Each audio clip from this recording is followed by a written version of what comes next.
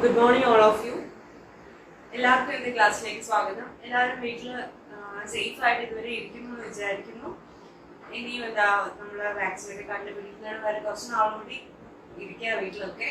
Okay, പഠിക്കുക, improvement എക്സാമിന് വേണ്ടിയിട്ടുള്ളവർ അത് പ്രിപ്പയർ ചെയ്യുക.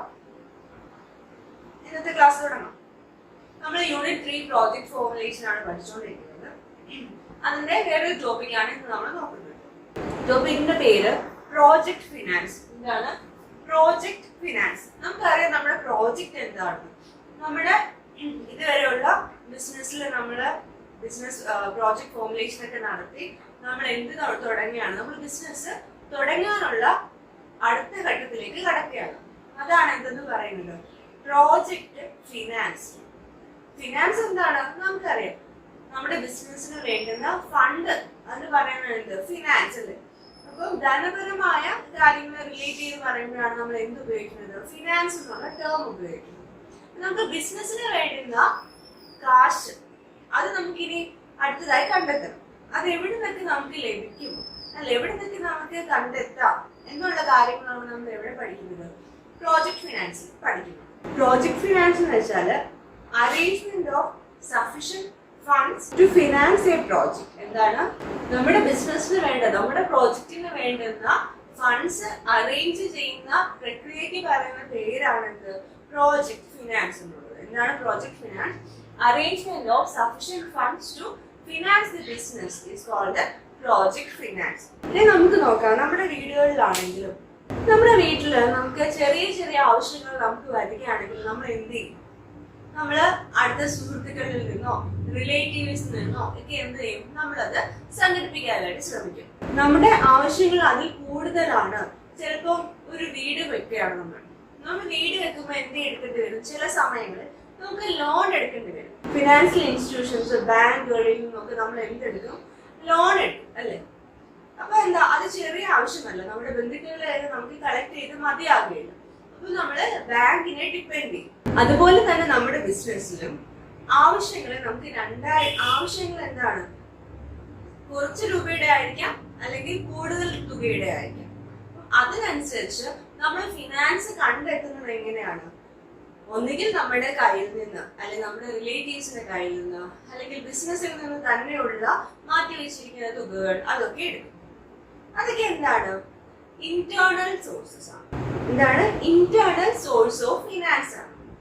അതുപോലെ തന്നെ നമ്മൾ പുറത്ത് നിന്ന് ബാങ്കുകളിൽ നിന്ന് ഫിനാൻഷ്യൽ ഇൻസ്റ്റിറ്റ്യൂഷനുകളിൽ നിന്ന് എനിക്ക് നമ്മൾ കടം വാങ്ങുന്നത് എന്ന് പറയുന്നത് അതെന്താണ്, അത് എക്സ്റ്റേണൽ ആണ്. പുറത്ത് നിന്ന് നമ്മൾ സംഘടിപ്പിക്കുന്ന പൈസയാണ്, ഫിനാൻസ് ആണ്. അപ്പൊ നമ്മുടെ സോഴ്സ് ഓഫ് ഫിനാൻസ് നമുക്ക് രണ്ടായിട്ട് ഡിവൈഡ് ചെയ്യാം, ഇന്റേണൽ ആൻഡ് എക്സ്റ്റേണൽ. അപ്പൊ എന്താണ് സോഴ്സസ് ഓഫ് ഫിനാൻസ്, എന്താണ് ഇന്റേണൽ ആൻഡ് എക്സ്റ്റേണൽ. ഇന്റേണലിനകത്ത് വരുന്നത് എന്താണ്, owned fund, accumulated profit and retained earnings. External borrowings from bank and financial institutions. നമുക്ക് ഓരോന്നായിട്ട് നോക്കാം. ഓൺഡ് ഫണ്ട് എന്താണ്, നമ്മുടെ ബിസിനസിന്റെ ക്യാപിറ്റൽ അല്ലെ, ബിസിനസിന് ഷെയർ ഹോൾഡേഴ്സ് കൊണ്ടുവന്ന തുക നമുക്കുണ്ട്. അതെന്താണ്, നമ്മുടെ സ്വന്തം പൈസയാണ്, നമ്മുടെ ബിസിനസിന്റെ സ്വന്തം പൈസയാണ്. അതെന്താണ് ഓൺ ഫണ്ട്. ഓൺഡ് ഫണ്ട് സ്വന്തം ഫണ്ടാണ്. രണ്ടാമത് അക്യുമുലേറ്റഡ് പ്രോഫിറ്റ്. എന്താണ് അക്യുമുലേറ്റഡ് പ്രോഫിറ്റ്? നമ്മുടെ സെക്കൻഡ് യൂണിറ്റില് നമ്മൾ ഫോംസ് ഓഫ് ബിസിനസ് ഓർഗനൈസേഷൻ പഠിച്ചു. ഏതൊക്കെയായിരുന്നു, partnership, sole trading concern, joint stock company, cooperative societies ഒക്കെ നമ്മൾ നോക്കി. അടുത്ത കമ്പനി, ജോയിന്റ് സ്റ്റോക്ക് കമ്പനിക്ക് അത് നമ്മൾ എന്തായിരുന്നു പഠിച്ചത്, ഷെയർസ് ആണ്. അവിടുത്തെ എന്താ ഷെയർ ഹോൾഡേഴ്സ് ഉണ്ട്, ഷെയർസ് ഉണ്ടെന്നൊക്കെ പഠിച്ചു. അതെന്താ, അവിടുത്തെ ബിസിനസ്സിൽ ഇൻവെസ്റ്റ് ചെയ്യാൻ ആഗ്രഹമുള്ള ആൾക്കാര് 100 രൂപ അല്ലെങ്കിൽ 1000 രൂപ ഒരു ഷെയറിന്റെ വാല്യൂ ആയിരിക്കും. അത് കൊടുത്ത് എന്ത് വാങ്ങും, ഷെയർസ് വാങ്ങും. അങ്ങനെ അവർ ഷെയർ ഹോൾഡേഴ്സ് ആകും. അതിന് പകരമായിട്ട് അവർക്ക് എന്ത് കിട്ടും, കമ്പനി ഡിവിഡൻഡ് ഇഷ്യൂ ചെയ്യും. അങ്ങനെ കമ്പനിയുടെ ലാഭവിഹിതത്തിൽ നിന്ന് ഡിവിഡൻഡ് ഇഷ്യൂ ചെയ്യാതെ കമ്പനികൾ പിടിച്ചു വെക്കും. എല്ലാ വർഷവും ചില കമ്പനികൾ എന്ത് ഇഷ്യൂ ചെയ്യില്ല, ഡിവിഡൻഡ് നമ്മുടെ പാവം ഷെയർ ഹോൾഡേഴ്സിന് കൊടുക്കില്ല. അപ്പം അങ്ങനെ ഷെയർ ഹോൾഡേഴ്സിന് ഡിവിഡൻഡ് കൊടുക്കാതെ കമ്പനി പിടിച്ചു വെച്ചിരിക്കുന്ന പ്രോഫിറ്റ് ആണ്, ലാഭത്തിനാണ് നമ്മൾ എന്തെന്ന് പറയുന്നത്, അക്യുമുലേറ്റഡ് പ്രോഫിറ്റ്. എന്താണ്, നമ്മൾ കുമിഞ്ഞുകൂടി വെച്ചിരിക്കുന്ന ലാഭവിഹിതമാണത്, അക്യുമുലേറ്റഡ് പ്രോഫിറ്റ്. അത് നമുക്ക് എന്തായിട്ട് ഉപയോഗിക്കാം, അത് കമ്പനി വെച്ചേക്കുന്നത് എന്തെങ്കിലും ഫ്യൂച്ചറിൽ എന്തെങ്കിലും അവർ എക്സ്പാൻഷനോ അല്ലെങ്കിൽ അവർക്ക് ഫണ്ടോ ഒക്കെ വേണ്ടി വരും. അതിന്റെ ആവശ്യത്തിന് വേണ്ടിയിട്ടാണ് കമ്പനി അങ്ങനെ വെച്ചിരിക്കുന്നത്. അപ്പം അക്യുമുലേറ്റഡ് പ്രോഫിറ്റ് എന്താണ് പറഞ്ഞത്? ഷെയർ ഹോൾഡേഴ്സിന് ഡിവിഡൻഡ് കൊടുക്കാതെ, അവരുടെ ലാഭത്തിൽ നിന്ന് ഡിവിഡൻഡ് കൊടുക്കാതെ മാറ്റി വെച്ചിരിക്കുന്ന പ്രോഫിറ്റ് ആണ് എന്തെന്ന് പറയുന്നത് അക്യുമുലേറ്റഡ് പ്രോഫിറ്റ് എന്ന് പറയുന്നത്. അടുത്തതായിട്ട് എന്താണ്? Retained earnings. എന്താണ് ഈ റീറ്റെയിൻഡ് ഏർണിങ്സ് എന്ന് പറയുന്നത്? റീറ്റെയിൻഡ് ഏർണിങ്സ് എന്ന് പറയുന്നത് നമ്മുടെ കമ്പനി പ്രോഫിറ്റ് കൊടുത്തു, പ്രോഫിറ്റിൽ നിന്ന് ഡിവിഡൻഡ് കൊടുത്തു, ഡിവിഡൻഡ് കൊടുത്തു കഴിഞ്ഞിട്ട് എന്താണ് ബാക്കിയുള്ള ലാഭമാണ് എന്തെന്ന് പറയുന്നത് റീറ്റെയിൻഡ് ഏർണിങ്സ്. ഒന്നുകിൽ കുറച്ചു തുക മാത്രമായിരിക്കാം ഡിവിഡൻഡ് കൊടുത്തത്, എല്ലാ തുകയും നമ്മൾ ചെലവാക്കി ലാഭവിഹിതം കൊടുത്ത് തീർത്തില്ല, പക്ഷെ കുറച്ചു തുക എന്ത് ചെയ്തു മാറ്റി വെച്ചിരുന്നു, റീറ്റെയിൻ ചെയ്ത് വെച്ചിരുന്നു, നീക്കിയിരിപ്പ് അല്ലെ. അങ്ങനെ നീക്കി വെച്ചിരുന്ന തുകയ്ക്കാണ് നമ്മൾ എന്തെന്ന് പറയുന്നത് റീറ്റെയിൻഡ് ഏർണിങ്സ് എന്ന് പറയുന്നത്. മനസ്സിലാക്കാൻ വിശ്വസിക്കുന്നു. On fund, accumulated profit and retained earnings. Commerce ഇതൊക്കെ കേട്ടിട്ടുണ്ട്, പക്ഷെ സയൻസ് സ്റ്റുഡൻസ് ഇത് ആദ്യമായിട്ടായിരുന്നു കേൾക്കുന്നത്. സംശയം ഉണ്ടെങ്കിൽ ചോദിച്ചാൽ മതി, പറഞ്ഞുതരാം. ഓക്കെ, ഇനി അതാണ് ഇന്റേണൽ സോഴ്സസ്. അടുത്തായിട്ട് നമുക്ക് നോക്കുന്നത് എക്സ്റ്റേണൽ സോഴ്സസ് ഓഫ് ഫിനാൻസ് ആണ്. എന്താണ് എക്സ്റ്റേണൽ സോഴ്സസ് ഓഫ് ഫിനാൻസ് എന്ന് പറയുന്നത്? നമ്മൾ പുറത്തു നിന്ന് കടം എടുക്കുന്നതിനാണ് എന്തെന്ന് പറയുന്നത് എക്സ്റ്റേണൽ സോഴ്സസ് ഓഫ് ഫിനാൻസ് എന്ന് പറയുന്നത്. Loans from financial institutions, banks, ഇതൊക്കെയാണ് എന്തെന്ന് പറയുന്നത് എക്സ്റ്റേണൽ സോഴ്സസിൽ നിന്ന് നമ്മൾ കടം എടുക്കുന്ന. ആരിൽ നിന്നാണ്? കൂടുതലായിട്ടും ബാങ്കിൽ നിന്നാണ്. അതാണ് എന്തെന്ന് പറയുന്നത് നമ്മുടെ വേറൊരു സോഴ്സ് ആയ എക്സ്റ്റേണൽ സോഴ്സ്. ഇനി അടുത്ത് നമുക്ക് നോക്കുന്നത് നമ്മുടെ ബിസിനസിന്റെ ക്യാപിറ്റൽ റിക്വയർമെന്റ് ആണ്. എന്താണ് ക്യാപിറ്റൽ റിക്വയർമെന്റ്? മൂലധനത്തിന്റെ ആവശ്യകത. നമ്മുടെ ക്യാപിറ്റലിനെ നമുക്ക് മെയിൻ ആയിട്ട് രണ്ടായിട്ട് ഡിവൈഡ് ചെയ്യാം. Fixed capital and working capital. Fixed എന്ന് പറഞ്ഞാൽ എന്താണ്? നമുക്ക് സ്ഥിരമായ എന്തിനൊക്കെയോ വേണ്ടി നമുക്ക് വേണ്ട ക്യാപിറ്റൽ ആണ് എന്തെന്ന് പറയുന്നത് ഫിക്സഡ് ക്യാപിറ്റൽ. വർക്കിംഗ് ക്യാപിറ്റൽ എന്താണ്? നമ്മുടെ ഡേ ടു ഡേ വർക്കിങ്ങിന് വേണ്ട, ഡേ ടു ഡേ എക്സ്പെൻസസിന് വേണ്ടുന്ന മൂലധനമാണ് എന്തെന്ന് പറയുന്നത് വർക്കിംഗ് ക്യാപിറ്റൽ. അപ്പൊ ഫിക്സഡ് ക്യാപിറ്റൽ എന്താണ്? Capital required to finance fixed assets is called as fixed capital. എന്താണ്? നമുക്ക് സ്ഥിര നിക്ഷേപങ്ങൾ നടത്താൻ വേണ്ടി നമുക്ക് വേണ്ടുന്ന മൂലധനമാണ് എന്തെന്ന് പറയുന്നത് ഫിക്സഡ് ക്യാപിറ്റൽ എന്ന് പറയുന്നത്. Capital required to finance fixed asset is called as fixed capital. Example എന്തൊക്കെയാണ്? നമ്മുടെ ബിസിനസ്സിൽ നമ്മൾ കഴിഞ്ഞ ചാപ്റ്ററിൽ പഠിച്ചായിരുന്നു എന്തൊക്കെ ഫോംസ് ഓഫ് ബിസിനസ് ഓർഗനൈസേഷൻ എന്തൊക്കെയായിരുന്നു? Sole trading concern, partnership, joint stock company and cooperative society. അടുത്ത ജോയിന്റ് സ്റ്റോക്ക് കമ്പനിയിൽ നമ്മൾ പഠിച്ചു ഷെയർസ് അല്ലെ. അപ്പം നമ്മുടെ നിക്ഷേപകരുടെ ഇൻവെസ്റ്റേഴ്സിന്റെ അവർ ഇൻവെസ്റ്റ് ചെയ്യുന്ന എന്തായിട്ടാണ്? ഷെയറിലാണ്. അപ്പം എല്ലാ ഇൻവെസ്റ്റേഴ്സിനെയും ഷെയർ എന്ന് പറയുന്നതാണ് ഷെയർ ക്യാപിറ്റൽ. ആ ഷെയർ ക്യാപിറ്റൽ എന്താണ്? ഒരു ഫിക്സഡ് ക്യാപിറ്റൽ ആണ്. പിന്നെ ഡിബഞ്ചർ, ഡിബഞ്ചർ എന്താണ്? കമ്പനിക്ക് പണം ആവശ്യമുള്ള സമയത്ത് അവർ കടപ്പത്രങ്ങൾ ഇഷ്യൂ ചെയ്യും, അതാണ് ഡിബഞ്ചേഴ്സ്. ഡിബഞ്ചേഴ്സ് ഒന്നുമില്ല, നമ്മൾ ഫിക്സഡ് ഡിപ്പോസിറ്റ് ഇടുമ്പോൾ FD ഇടുമ്പോൾ നമുക്ക് കിട്ടുന്ന ഒരു പേപ്പർ പോലെയുള്ള ഒരു സർട്ടിഫിക്കറ്റ് ആണ് എന്ത്? ഈ ഡിബഞ്ചേഴ്സ്. അതിനകത്ത് ഇത്ര രൂപ എഴുതിയിരിക്കും. ആ രൂപ കമ്പനി ഇത്ര വർഷത്തിന് ശേഷം ആർക്ക് കൊടുക്കുന്നതായിരിക്കും? നമ്മുടെ ഇൻവെസ്റ്റേഴ്സിന് കൊടുക്കും എന്നുള്ളതായിരിക്കും. ഈ ഡിബഞ്ചേഴ്സ് എടുക്കുന്ന ആൾക്കാർക്ക് തിരിച്ചു കൊടുക്കും. അങ്ങനെ പല എന്താണ് നിയമങ്ങൾ വെച്ചിട്ടുള്ള ഡിബഞ്ചേഴ്സ് ഉണ്ട്. ജസ്റ്റ് മനസ്സിലാക്കിയിരിക്കുക, ഡിബഞ്ചേഴ്സ് എന്താണ്? കടപ്പത്രം. അതൊക്കെ എന്തിന് എക്സാമ്പിൾ ആണ്? ഫിക്സഡ് ക്യാപിറ്റൽ എക്സാമ്പിൾ ആണ്. അതുപോലെ ദീർഘകാല ലോണുകൾ, 5 വർഷത്തിൽ കൂടുതലുള്ള ലോണുകളൊക്കെ എന്താണ്? ലോങ് ടേം ലോൺസ് ആണ്. അത് എന്താണ്? കമ്പനിയുടെ ഫിക്സഡ് ക്യാപിറ്റൽ ആണ്. അടുത്ത നമുക്ക് നോക്കുന്നത് വർക്കിംഗ് ക്യാപിറ്റൽ. വർക്കിംഗ് ക്യാപിറ്റൽ എന്താണ്? Capital required to meet the day to day expenses of a business. ഇതാണ് എന്തെന്ന് പറയുന്നത് വർക്കിംഗ് ക്യാപിറ്റൽ എന്ന് പറയുന്നത്. നമുക്ക് വർക്കിംഗ് ക്യാപിറ്റൽ ഇത്ര ഡീറ്റെയിൽ ആയിട്ട് വർക്കിംഗ് ക്യാപിറ്റൽ എന്താ പറഞ്ഞാൽ നമ്മുടെ ബിസിനസിന്റെ day to day expenses meet ചെയ്യാൻ വേണ്ടി നമുക്ക് വേണ്ടുന്ന ക്യാപിറ്റൽ ആണ് വർക്കിംഗ് ക്യാപിറ്റൽ. അത് എക്സാമ്പിൾ നമുക്ക് നോക്കാം. Overdraft from banks. ഇതാണ് ഓവർഡ്രാഫ്റ്റ് ഫ്രം ബാങ്ക്. നമ്മളെന്ന് പറയും ബാങ്കിൽ നിന്ന് ഓടിയെടുക്കുക എന്ന് പറയും. എങ്ങനെയാണ് ഈ ബാങ്കിൽ നിന്ന് ഓടിയെടുക്കുക? നമ്മുടെ ബിസിനസ്സുകാർ മെയിൻ ആയിട്ട് എന്ത് അക്കൗണ്ട് ആണ് മെയിൻറ്റെയിൻ ചെയ്യുന്നത്? ബിസിനസ്സുകാര് ഏത് അക്കൗണ്ട് ആണ് മെയിൻറ്റെയിൻ ചെയ്യുന്നത്? കറണ്ട് അക്കൗണ്ടുകളാണ് മെയിൻറ്റെയിൻ ചെയ്യുന്നത്. അതായത് നമ്മുടെതൊക്കെ സാധാരണക്കാരുടെയൊക്കെ സേവിങ്സ് അക്കൗണ്ട് ആണ്. ബിസിനസ്സുകാരുടെ അക്കൗണ്ട് എന്താണ്? കറന്റ് അക്കൗണ്ട് ആണ്. അതിന്റെ പ്രത്യേകത എന്താണ്? അവർക്ക് എപ്പോൾ വേണമെങ്കിലും ഒരു ദിവസവും എത്ര തവണ വേണമെങ്കിലും അതിൽ കൊണ്ട് പൈസ ഇടുകയോ പൈസ വിഡ്രോ ചെയ്യുകയോ ഒക്കെ ചെയ്യാം. അങ്ങനത്തെ ഫെസിലിറ്റിയുള്ള അക്കൗണ്ട് ആണ് എന്ന് പറയുന്നത് കറന്റ് അക്കൗണ്ട് എന്ന് പറയുന്നത്. ആ കറന്റ് അക്കൗണ്ടിൽ അവർക്ക് നിശ്ചിത തുക ബാലൻസ് ഉണ്ടായിരിക്കാം. ഫോർ എക്സാമ്പിൾ 5 ലക്ഷം രൂപയായിരിക്കാം ബാലൻസ് ഉള്ളത്. ആ 5 ലക്ഷം രൂപയിൽ നിന്ന് അവർക്ക് കുറച്ച് തുകയും കൂടി അധികം, ഒരു 2 ലക്ഷം രൂപയും കൂടി അധികം അവർക്ക് ആവശ്യഘട്ടത്തിൽ എന്ത് ചെയ്യാം? പിൻവലിക്കാം. അത് ഓരോ വ്യക്തികളുടെ, ഓരോ ബിസിനസ്സുകാരുടെ തിരിച്ചടയ്ക്കാനുള്ള ഒരു ക്രെഡിബിലിറ്റി അനുസരിച്ച് അവരെന്ത് ചെയ്യും? ബാങ്കുകൾ നിശ്ചയിച്ചിട്ടുണ്ട്. അപ്പം എന്റെ അക്കൗണ്ടിൽ ഉള്ളതിനേക്കാട്ടിൽ അധികമായി, ഓവറായി എനിക്ക് എന്ത് ചെയ്യാം? തുക പിൻവലിക്കാം. അതിന് പറയുന്നതാണ് എന്ത്? Overdraft facility. അതെന്താണ്? എനിക്ക് ആവശ്യം വരുമ്പോൾ, പെട്ടെന്ന് ഒരു ആവശ്യം വരുമ്പോൾ day to day expense meet ചെയ്യാൻ വേണ്ടി എനിക്ക് എടുക്കാം.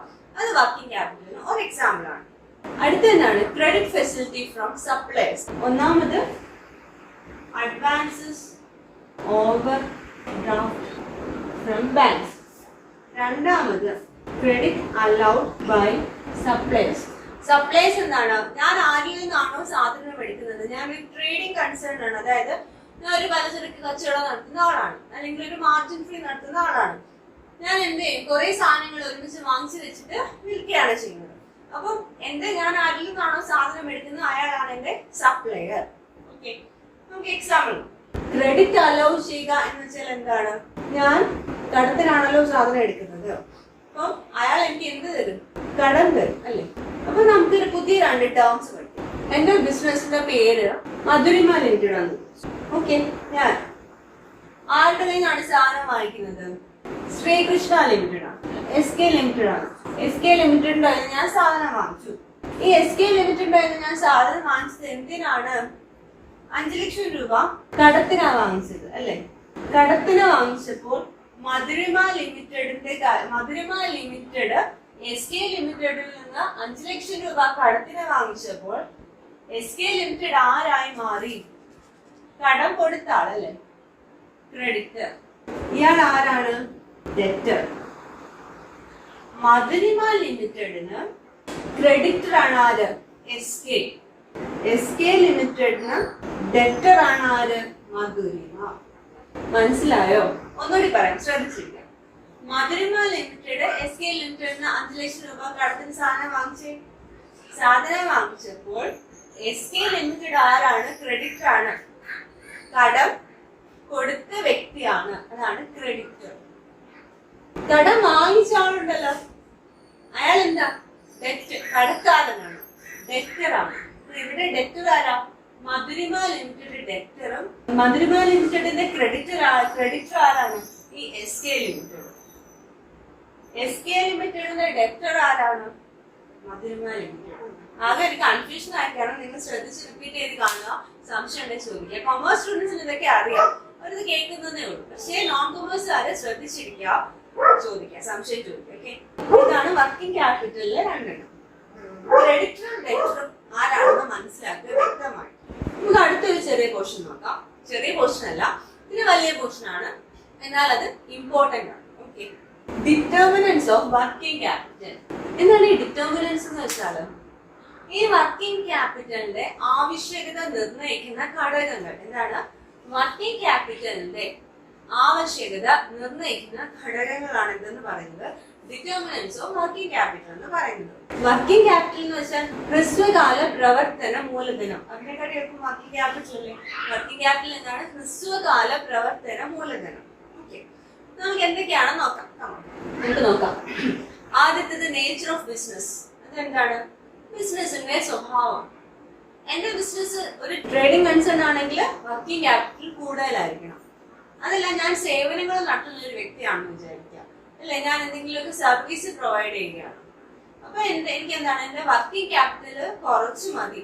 കാരണം ഞാൻ കുറച്ച് സേവനങ്ങൾ, ഇൻഷുറൻസ് ഏജന്റ് അല്ലെ, ഞാനൊരു അക്ഷയ കേന്ദ്രം നടത്തുകയാണെങ്കിൽ എന്റെ ഫിക്സഡ് ക്യാപിറ്റൽ എന്റെ കുറെ കമ്പ്യൂട്ടേഴ്സ് ആണ്. എന്റെ വർക്കിംഗ് ക്യാപിറ്റൽ എന്താ? അവിടുത്തെ സ്റ്റാഫിന് സാലറി കൊടുക്കുക, കറണ്ട് ചാർജ് കൊടുക്കുക, അങ്ങനത്തെ കുറച്ച് കാര്യങ്ങളാണ്.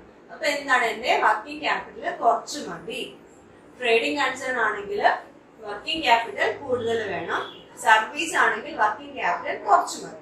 ബിസിനസിന്റെ സ്വഭാവം അനുസരിച്ച് വർക്കിംഗ് ക്യാപിറ്റലിന്റെ ആവശ്യകത കുറഞ്ഞും കൂടിയും ഇരിക്കും. അപ്പൊ ബിസിനസിന്റെ സ്വഭാവം ആദ്യത്തേത്. രണ്ടാമത്തത് സൈസ് ഓഫ് ബിസിനസ്. ബിസിനസിന്റെ വലുപ്പം ഒന്നുകിൽ ചെറുതാണെങ്കിൽ എന്താ, ഞാൻ ഒരു മുറി കടയിലാണ് ഞാൻ ബിസിനസ് നടത്തുന്നത്, എനിക്ക് അത്രയും കുറച്ച് വർക്കിംഗ് ക്യാപിറ്റൽ മതി. എന്നാൽ എന്റെ വർക്കിംഗ് ക്യാപിറ്റൽ റിക്വയർമെന്റ് കൂടുതലായിരിക്കും എങ്ങനെയാണെങ്കിൽ ഞാൻ വലിയൊരു മാർജിൻ ഫ്രീ ആണ് നടത്തുന്നതെങ്കിൽ എന്റെ വർക്കിംഗ് ക്യാപിറ്റൽ റിക്വയർമെന്റ് കൂടുതലായിരിക്കും. സൈസ് ഓഫ് ദ ബിസിനസ് എളുപ്പമാണ്. ആദ്യത്തേത് എന്താ, ബിസിനസിന്റെ സ്വഭാവം, നേച്ചർ ഓഫ് ദ ബിസിനസ്. രണ്ടാമത്തേത് ബിസിനസിന്റെ സൈസ് ഓഫ് ദ ബിസിനസ്. മൂന്നാമത്തേത് cost and time involve in manufacturing. ഞാനൊരു മാനുഫാക്ചറിംഗ് കൺസേൺ ആണ്. അങ്ങനെയാണെങ്കിൽ ഞാൻ ഏറെ സമയം എടുക്കും ഒരു പ്രോഡക്റ്റ് ഉണ്ടാക്കി വന്ന് അത് വിറ്റ് കാശൊക്കെ കളക്ട് ചെയ്തെടുക്കുക. അങ്ങനെയാണെങ്കിൽ എന്താ, വർക്കിംഗ് ക്യാപിറ്റൽ കൂടുതൽ വേണം. Cost and time involve in manufacture. എന്റെ ബിസിനസിന്റെ, അതായത് ഞാൻ മാനുഫാക്ചർ ചെയ്യുകയാണ്, എന്തെങ്കിലും ഉൽപ്പാദിപ്പിക്കുകയാണ്, അങ്ങനെയാണെങ്കിൽ എന്താണ്, എന്റെ ഉണ്ടാക്കിയെടുക്കേണ്ട സമയം കൂടുതലാണ്, ചിലവ് കൂടുതലാണെങ്കിൽ എന്തും കൂടുതലായിരിക്കും, വർക്കിംഗ് ക്യാപിറ്റലും കൂടുതലായിരിക്കും. ഉൽപാദന പ്രക്രിയയിൽ എടുക്കുന്ന സമയവും ചിലവും, അതാണ് മൂന്നാമത്. അടുത്ത എന്താ, terms of purchase and sale. അതെന്താണ്, നമ്മള് കച്ചവടത്തില് നമ്മൾ ചില കടകളിൽ എഴുതി വെച്ചിരിക്കാം എന്താണ്, customer is the king never bargains എന്നൊക്കെ എഴുതി വെച്ചിരിക്കും. അവിടെ എന്താണ്, കടത്തിന് സാധനങ്ങൾ ലഭിക്കില്ല എന്നൊക്കെ എഴുതിയത് നമ്മൾ കാണാം. അപ്പൊ കടത്തിന് സാധനങ്ങൾ കൊടുക്കാത്ത ഒരു കടയാണെങ്കിൽ എന്താ, അവർക്ക് കറക്റ്റ് സമയത്ത് കാശ് കിട്ടും.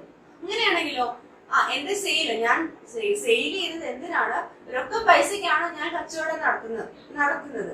അങ്ങനെയാണെങ്കിൽ എന്താ, എനിക്ക് കാശ് അന്നു കിട്ടും, എനിക്ക് വലിയ വർക്കിംഗ് ക്യാപിറ്റൽ വരത്തില്ല. അതേസമയം ഞാൻ കടത്തിനാണ് വിൽക്കുന്നതെങ്കിൽ പൈസ കളക്ട് ചെയ്തെടുക്കാൻ എനിക്ക് കുറച്ച് സമയം എടുക്കും. എന്റെ സെയിൽ കടത്തിനാണ് എങ്കിൽ എന്താണ്, ഞാൻ കുറച്ച് ഏറെ സമയം എടുത്തായിരിക്കും ഈ കസ്റ്റമേഴ്സിനെ കാശൊക്കെ കളക്ട് ചെയ്യുന്നത്. അപ്പോഴെന്താ, എനിക്ക് കൂടുതൽ വർക്കിംഗ് ക്യാപിറ്റലിന് വേണ്ടുന്ന ദിനംതോറുമുള്ള ചിലവിന് വേണ്ടുന്ന കാശ് ഞാൻ മറ്റെവിടങ്ങളിൽ നിന്നും കണ്ടെത്തണം. അങ്ങനെയാണെങ്കിൽ എന്താ, വർക്കിംഗ് ക്യാപിറ്റൽ കൂടുതൽ വേണം. അതുപോലെ തന്നെ എന്റെ കസ്റ്റമേഴ്സ്, നമ്മൾ നേരത്തെ പറഞ്ഞു SK ലിമിറ്റഡും മാളവിക ലിമിറ്റഡും മധുരിമ ലിമിറ്റഡും. അപ്പം നമുക്ക് ഞാൻ സാധനം എടുക്കുന്ന എന്റെ സപ്ലയർ എനിക്ക് കടത്തിന് സാധനം തരുന്നില്ല എന്നുണ്ടെങ്കിൽ എന്ത് പറ്റും, എനിക്ക് വർക്കിംഗ് ക്യാപിറ്റൽ കൂടുതൽ വേണം. എനിക്ക് കടം ആരും തരുന്നില്ല, കടത്തിന് സാധനം ആരും തരുന്നില്ലെങ്കിൽ എന്താ, രൊക്കം പൈസക്ക് സാധനം വാങ്ങണം.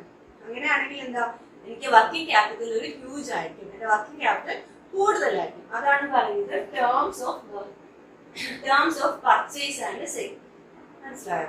Turn over of working capital എന്താണ്, ഈ വർക്കിംഗ് ക്യാപിറ്റല് ഒരു സൈക്കിൾ ഉണ്ട്, നമുക്ക് നോക്കാം. അതായിരിക്കും നമുക്ക് പറയാം.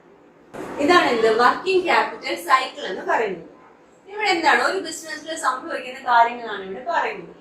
ഒരു ബിസിനസ്സിൽ ആദ്യം കാശ് ഇറക്കി ബിസിനസ് ചെയ്യാൻ തുടങ്ങും. ആദ്യം കാശ് വേണം. കാശ് ഉണ്ടായിട്ട് എന്ത് വാങ്ങും, നമ്മൾ റോ മെറ്റീരിയൽ വാങ്ങും. എന്ത് വേണം, റോ മെറ്റീരിയൽ വാങ്ങും.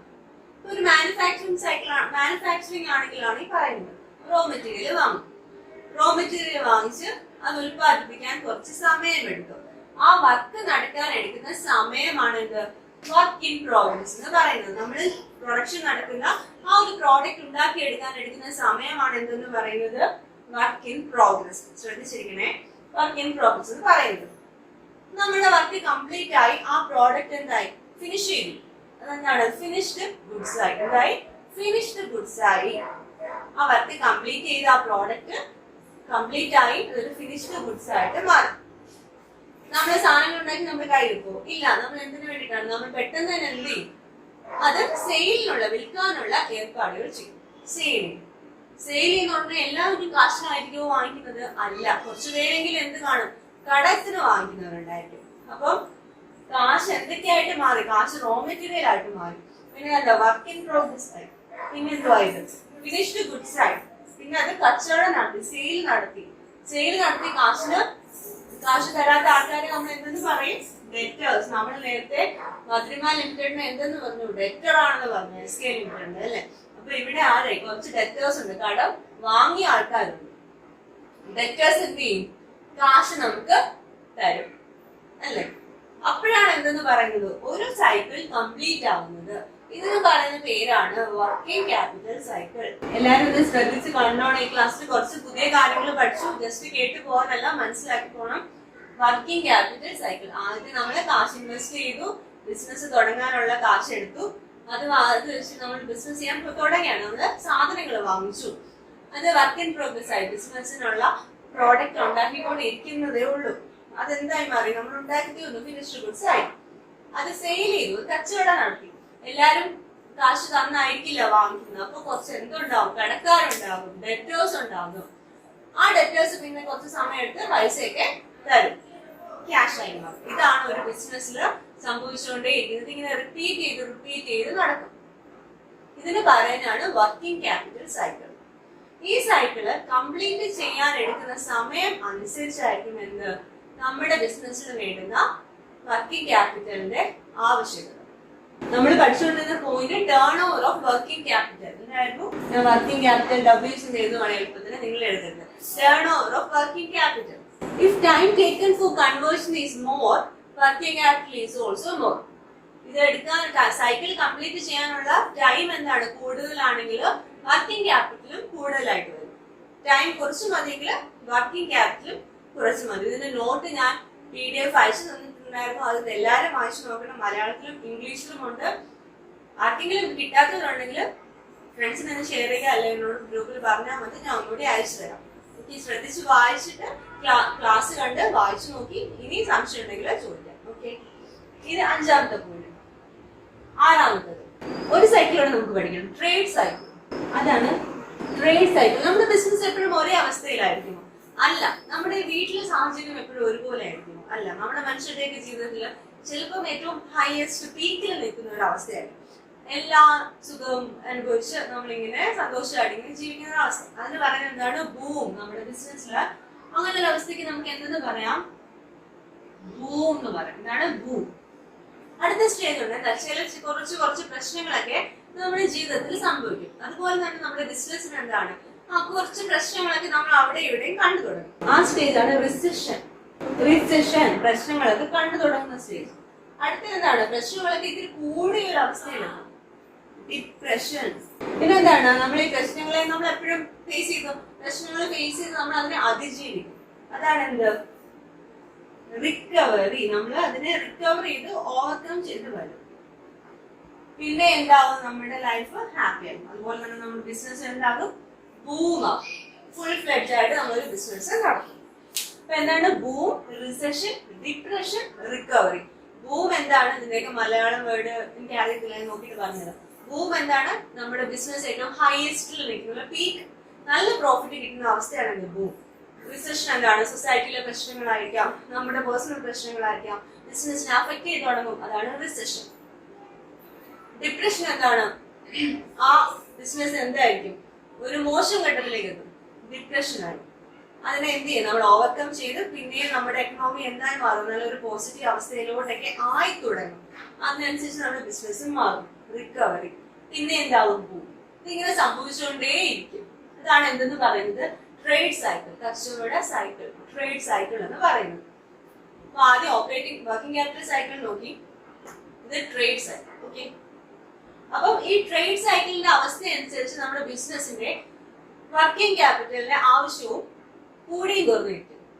ബൂം ആണെങ്കിൽ എന്താണ്, കുറച്ച് വർക്കിംഗ് ക്യാപിറ്റൽ മതി. എന്നാൽ റിസഷൻ ഒക്കെ ആണെങ്കിൽ എന്താ, നമുക്ക് കൂടുതൽ വർക്കിംഗ് ക്യാപിറ്റൽ ആവശ്യമായി വരും. അതിനനുസരിച്ച് നമ്മൾ വർക്കിംഗ് ക്യാപിറ്റൽ കണ്ടെത്തേണ്ടി വരും. ഓക്കെ, അടുത്തത് liquid current asset. Liquid current asset എന്ന് വെച്ചാൽ എന്താണ്, നമ്മുടെ കാശാണ് നമ്മുടെ ഏറ്റവും വലിയ ലിക്വിഡ് അസറ്റ് എന്ന് പറയുന്നത്. കാശ് ഒരു ലിക്വിഡ് അസറ്റ്. കാര്യം എന്താ, എനിക്ക് പെട്ടെന്ന് ഒരു ആവശ്യം വന്നാൽ കാശ് എടുക്കാം. എന്റെ കയ്യിലിരിക്കുന്ന കടയിലിരിക്കുന്ന സാധനങ്ങളാണെങ്കിലും വിറ്റ് പോയാലേ എന്താകത്തുള്ളൂ, എന്റെ കടയിലെ സ്റ്റോക്ക് ആണെങ്കിലും വിറ്റ് പോയാലേ എന്താകത്തുള്ളൂ, കാശായിട്ട് മാറുള്ളൂ. അപ്പൊ അത് ലിക്വിഡ് ആണ്, പക്ഷെ കാശിന് അത്ര ലിക്വിഡ് ആണ്. അപ്പൊ എന്റെ കറന്റ് അസറ്റ്സ് ലിക്വിഡ് ആണെങ്കിൽ, പെട്ടെന്ന് കാശായിട്ട് കൺവേർട്ട് ചെയ്യുന്നതാണെങ്കിൽ എന്താ, വർക്കിംഗ് ക്യാപിറ്റൽ കുറച്ച് മതി. എന്നാൽ എന്റെ കറന്റ് അസറ്റുകൾ ലിക്വിഡ് അല്ല എന്നുണ്ടെങ്കിൽ എന്താണ്, വർക്കിംഗ് ക്യാപിറ്റൽ കൂടുതലാണ്. ഈ ലിക്വിഡ് എന്ന് ഉദ്ദേശിക്കുന്നത് എന്താണ്, ലിക്വിഡ് എന്താണ്, വെള്ളം പോലെ നമുക്കറിയാം, അതല്ല ഇവിടെ ഉദ്ദേശിക്കുന്നത്. പെട്ടെന്ന് കാശായിട്ട് കൺവേർട്ട് ചെയ്യാവുന്ന കാര്യങ്ങളെയാണ് എന്തെന്ന് പറയുന്നത് ലിക്വിഡ് എന്ന് പറയുന്നത്. കേട്ടല്ലോ, നമ്മുടെ ബിസിനസ്സിൽ എന്താണ് ലിക്വിഡ് കറന്റ് അസറ്റ് എന്ന് പറയുന്നത്? നമ്മുടെ ബിസിനസ്സിൽ പെട്ടെന്ന് കാശായിട്ട് മാറാവുന്ന സാധനമാണ് എന്തെന്ന് പറയുന്നത് ലിക്വിഡ് കറന്റ് അസറ്റ് എന്ന് പറയുന്നത്. എന്റെ കറന്റ് അസറ്റ് ലിക്വിഡ് ആണെങ്കിൽ എന്ത് ചെയ്യാൻ പറ്റും? എന്റെ വർക്കിംഗ് ക്യാപിറ്റൽ എത്ര എനിക്ക് കുറച്ച് മതി, കാര്യം എന്താ എന്റെ കൂടുതൽ കാശുണ്ട്. അതേസമയം എന്റെ കറന്റ് അസറ്റുകൾ എന്താണ് ലിക്വിഡ് അല്ല, അതായത് പെട്ടെന്ന് കാശായിട്ട് എനിക്ക് കൺവേർട്ട് ചെയ്യാൻ പറ്റുന്നില്ല. അങ്ങനെയാണെങ്കിൽ എന്താ എനിക്ക് വർക്കിംഗ് ക്യാപിറ്റല് കൂടുതൽ ആവശ്യമായി വരും. അതർ ഫാക്ടേഴ്സ്, മറ്റ് ഘടകങ്ങൾ ബോർ അടിക്കുന്നുണ്ടായിരിക്കും നമുക്ക്. Other factors absence of banking relation. ഇപ്പൊ ബാങ്ക് ഒന്നും അങ്ങനെ തുറക്കുന്നില്ല, ഇപ്പൊ നമുക്ക് ലോക്ക്ഡൌൺ ആണ്. നമുക്ക് എന്താ കണ്ടെയ്ൻമെന്റ് സോണിൽ നിന്നും ബാങ്കിൽ കിടക്കുന്ന കാശൊന്നും എ ടി എമ്മിൽ അല്ലാതെ പോയി എടുക്കാൻ പറ്റുന്നില്ല. അപ്പൊ അങ്ങനെ ഒരു അവസ്ഥയൊക്കെയാണ്. അതുപോലെ എന്റെ റൂറൽ ഏരിയയിലൊക്കെയാണ്, ബാങ്കൊക്കെ കുറവാണെന്ന് വിചാരിക്കും. അങ്ങനെയാണെങ്കിൽ എന്താ എനിക്ക് പെട്ടെന്ന് പോയി ക്യാഷ് ഒന്നും എടുക്കാൻ പറ്റില്ല. അങ്ങനത്തെ സാഹചര്യത്തിൽ എന്താണ് ഞാൻ കൂടുതൽ കാശ് കയ്യിൽ കരുതേണ്ടിയിരിക്കുന്നു. ഇപ്പൊ വർക്കിംഗ് ക്യാപിറ്റല് കൂടുതൽ വേണം. അങ്ങനെയല്ല, ഞാൻ എന്റെ അടുത്ത് ബാങ്ക് ഉണ്ട്, എനിക്ക് എപ്പോൾ വേണമെങ്കിലും ക്യാഷ് പോയി എടുക്കാന്നുണ്ടെങ്കിൽ എന്താ ഈ വർക്കിംഗ് കാശ് കുറച്ച് കൈവച്ചാൽ മതി. ഇപ്പൊ എന്താ വർക്കിംഗ് ക്യാപിറ്റല് കുറച്ച് മതി. അതുപോലെ നമ്മുടെ ട്രാൻസ്പോർട്ട് ഫെസിലിറ്റി എന്താണ്? നമുക്ക് ട്രാൻസ്പോർട്ട് ഫെസിലിറ്റി ഒന്നും അധികം ഇല്ലാന്നുണ്ടെങ്കിൽ എന്താ എനിക്ക് കൂടുതൽ കാശ് എനിക്ക് ഈ ട്രാൻസ്പോർട്ട് ഫെസിലിറ്റിക്കൊക്കെ വേണ്ടി പ്രൊവൈഡ് ചെയ്യേണ്ടി വരും. അങ്ങനെയാണെങ്കിൽ എന്താണ് എനിക്ക് കൂടുതൽ വർക്കിംഗ് ക്യാപിറ്റൽ വേണം. എനിക്ക് നല്ല ട്രാൻസ്പോർട്ട് ഫെസിലിറ്റി ഒക്കെ ഉള്ള സ്ഥലത്താണ് ഞാൻ ഉള്ളത് എങ്കിൽ എന്താ എനിക്ക് വർക്കിംഗ് ക്യാപിറ്റൽ കുറച്ച് മതി.